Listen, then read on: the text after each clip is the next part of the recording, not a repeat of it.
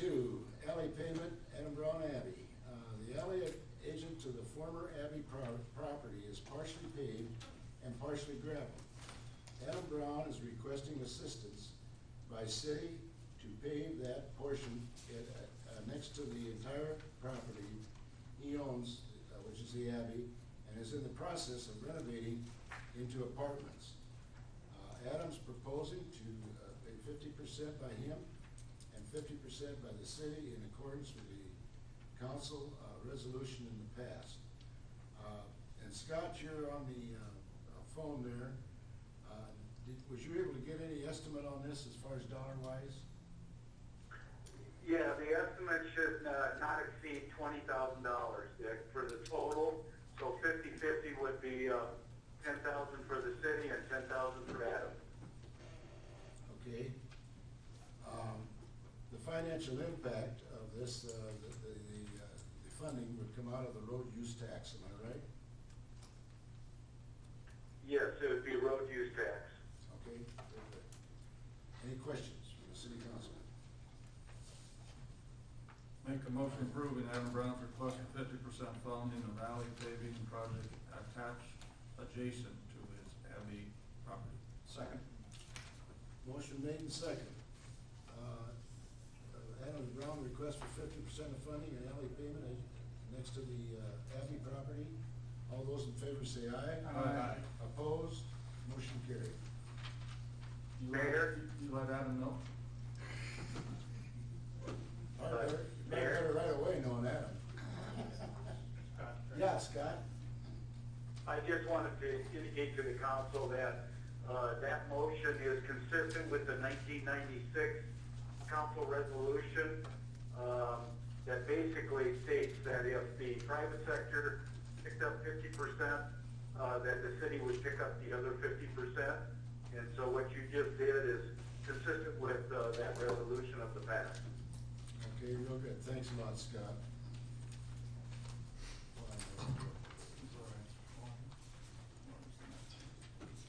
Okay, the next one is the water resolution. Attached is the ordinance number 869, and what this has is we originally put on a voluntary restrictions on our water program due to the dry weather and the length of it. And so what we're asking is the motion to adopt a resolution implementing the first stage of the water restrictions.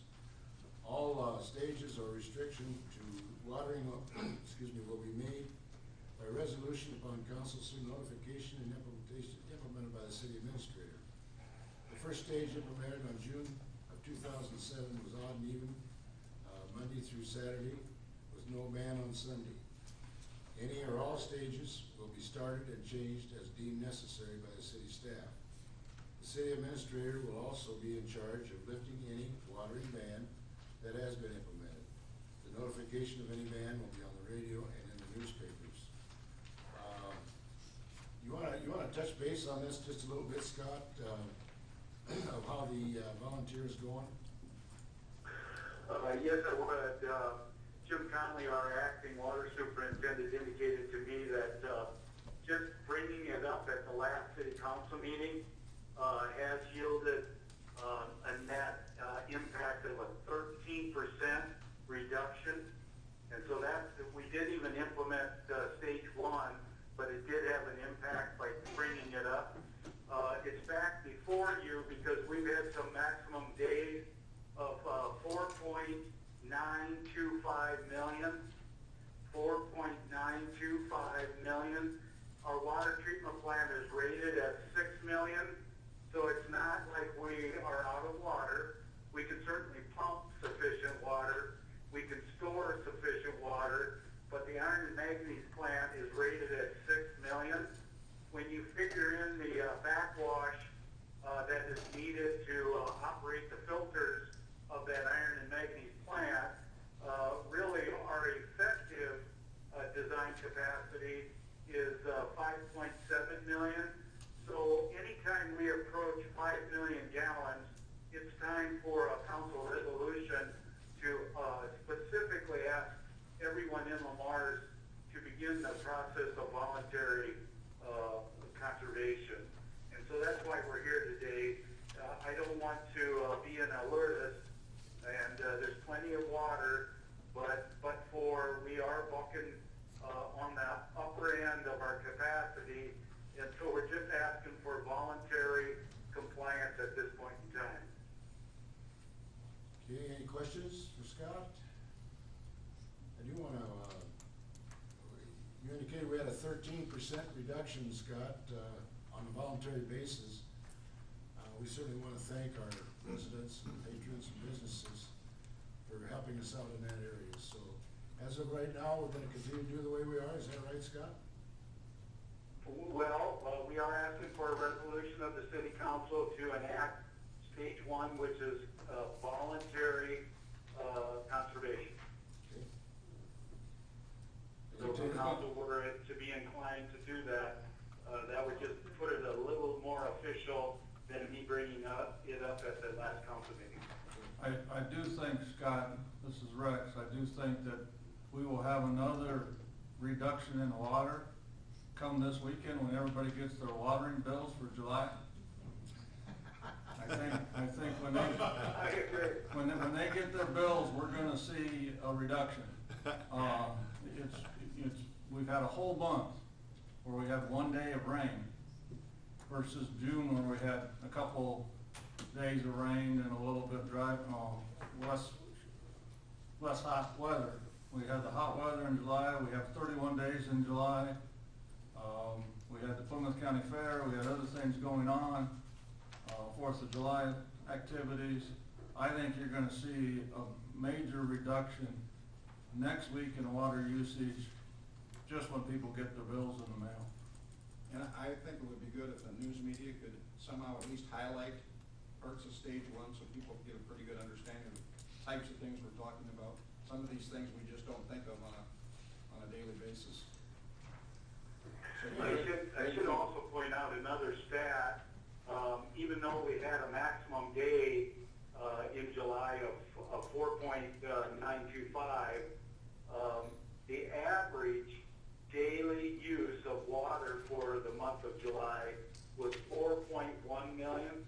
4.1 million.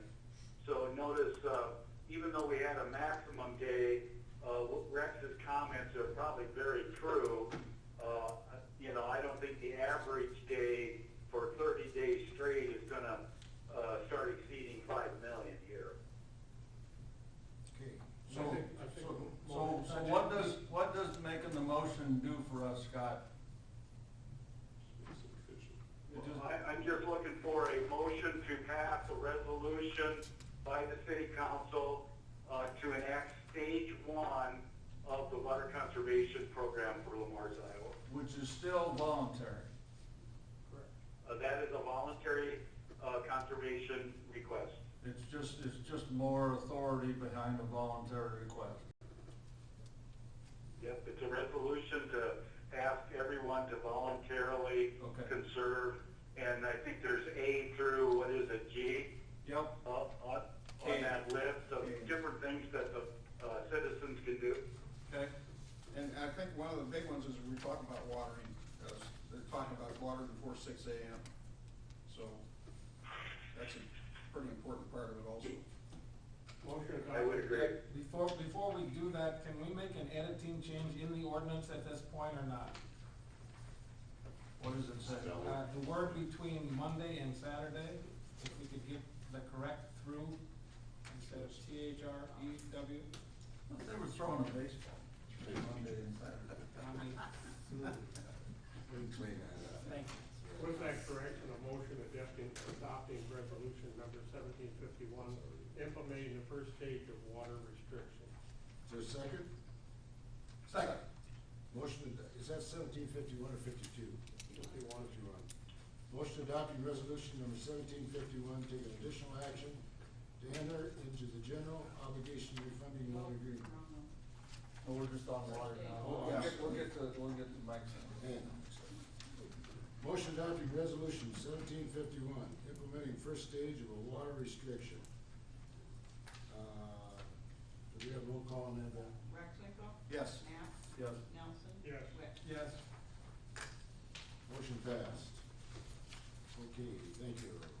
Moving on to D4, which is a general obligation refunding loan agreement. The council held a public hearing on the proposal to take action on not to exceed $15 million general obligation refunding loan agreement for cities outstanding taxable sewer revenue note, Series 2013, dated July 15th, 2015. The staff and the finance committee recommends the approval. The financial impact of this is refinancing the GO or SRF debt will save the city interest costs. And if anybody has any questions, Michael is here with the Davidson firm to ask any questions on this. Thanks, folks. I know I visited with you the last couple times. You've gone through the hearing process, and we did go through the rating process before your last council meeting. Standard & Poor's did reaffirm the city's outstanding A+ rating on this, so the action today is approving the offering document for the bonds, the preliminary official statement, which I believe you all have in your packet. That's the last hurdle here for us to be able to go out and market the bonds and then lock in your interest rates at the next council meeting. This is a taxable refinancing due to the purpose of the original 2013 loan. That being said, even for the financing, we're looking at a preliminary interest rate assumption of about 2.9%. So very, very strong and very significant savings here as well. And if we did nothing, it would go to, Your cost will go up next year due to the original. Tremendous difference. yes. It's over about $2.2 million in today's dollars for savings that we're looking at. I make a motion to adopt the resolution. Scott, were you gonna say something? Yeah, go ahead. Scott, did you have something? Yes, if I could, I do feel that the city should cash apply the $5 million, and I think where that should come from is the sewer fund and the sewer sinking fund. There's about $3.8 million as of the end of June that was in that account.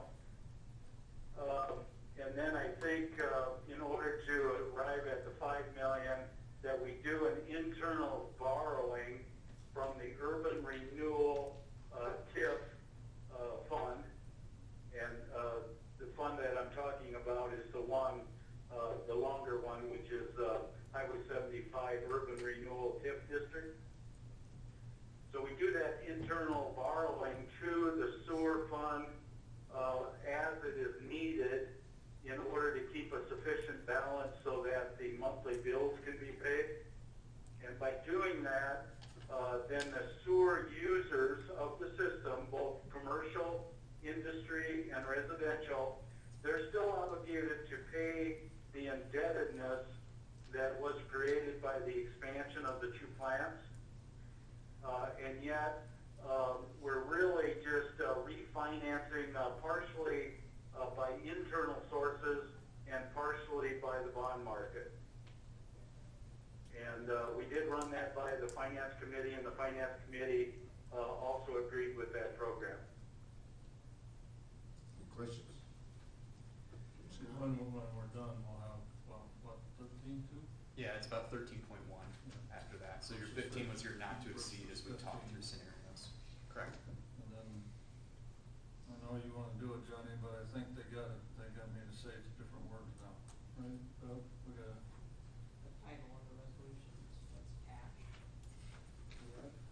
we gotta say motion adopting resolution 1752, authorizing the use of the official statement for the sale of bonds. Okay. Second. Okay, motion been made and second. Adopting resolution number 17-52, authorizing the use of additional action to enter into general obligation refunding loan agreement. We have roll call on that, Beth? Nelson. Yes. Wick. Yes. Knapp. Yes. Recklinko. Yes. Motion carried. Thanks, folks. We'll see you in a couple weeks. Thank you very much. Thank you. Okay, moving on to discussion. John, Nothing. Steve? Now the baseball season's over, any chance to get bases out of Moser Park? Oh, they have no bases there, and no home plates, and they're just asking. Keep working on it. We can take a look at that. Very timely, Steve. And Heath Huskins in this morning. And we had a discussion, that was Okay. one of the topics. All right, very good, thank you. That's it. Rex? One of the things that, about the fair that I didn't bring up was the fact that I had fair board members coming up and thanking us for the hotel motel tax that was given to the fairs to put in the sidewalks and the concrete work, and they're gonna continue to do more concrete work in Pioneer Village next year, so I thought that not only me, but other people in town should know that it's actually, again, working, as you would say. Goes back to our 3P program, public-private partnership. And everybody's doing their part. Okay, anything else? No. Ken? Thank you. Okay. Moving on to you, Scott, do you have anything today? I just kind of wanted to inform the council on the CVP projects that are out at the municipal park. We've got things not only tore up, but mostly put back together at the RV clubhouse and showers. As of the Wednesday of the first day of the fair, the shower facility was operating, and the RV campground participants could use it. And I think the early reports of that group of people is very, very, very favorable. Complimented the city on the facility itself, the quality of the construction, and the timeliness of us opening that up for the fair participants. So I think that was a really good thing. City staff and other subcontractors are working inside the clubhouse currently. The ceiling has gone in. The flooring people are coming in approximately 2 weeks. We have air conditioning inside the building. The walls are getting painted. Some of the amenities are going in. So we're well on our way to getting that facility finished. I think I reported last time that we were going to start the process of doing the exterior civil site work, which included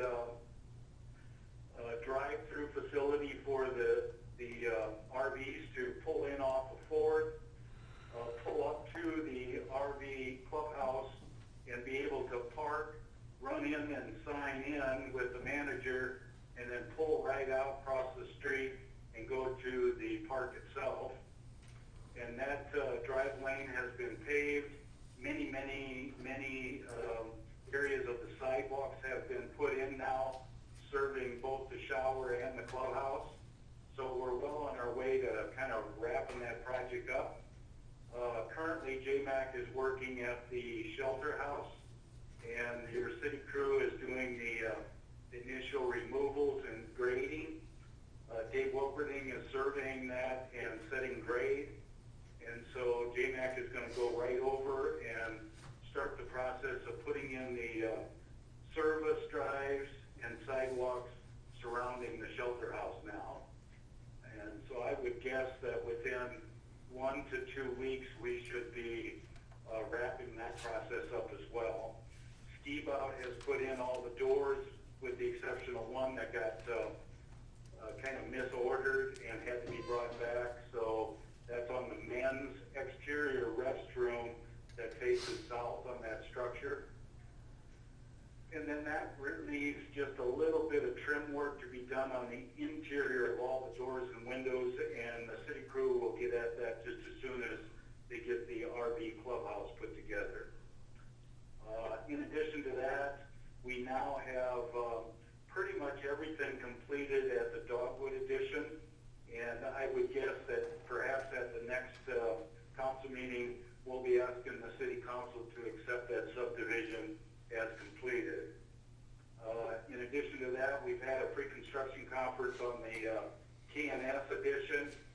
That is the third edition, by the way. And so I think that work is going to get started next week with underground first and paving second. So we're well on our way. The water main project on Business 75, I think I might have reported that earlier, that it was close to being completed. It is now 100% completed, including the punch list. So you're going to see the final bills come in for that project.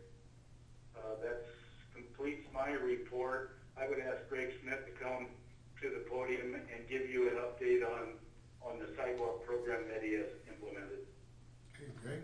All right, if you guys recall last fall, I started inspecting sidewalks. I did start with just a portion of town, which was the entire northwest and northeast portion of town. I walked the sidewalks, noted the deficiencies or defectiveness of the sidewalks, and mailed out notices to the property owners. If any of you have driven, that was last fall.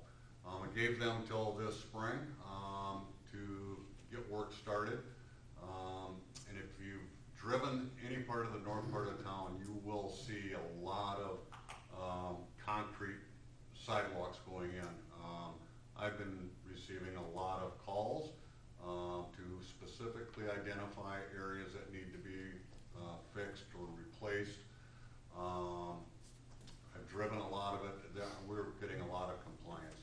I have not went back up to look exactly what those numbers are, you know, how many complied with the number of notices I sent out. I sent out just short of 100 notices, but I will at some point go back up and see what kind of compliance we did actually receive on the northwest and northeast. Myself and Scott and Jason met here about a week or 10 days ago, thereabouts. I plan on continuing with sidewalk inspections. If you recall, earlier this spring, the city hired Precision Concrete Cutting to repair a lot of city portions of the sidewalk that were trip hazards, which have been completed throughout the entire city-owned properties. Anyway, in our discussion,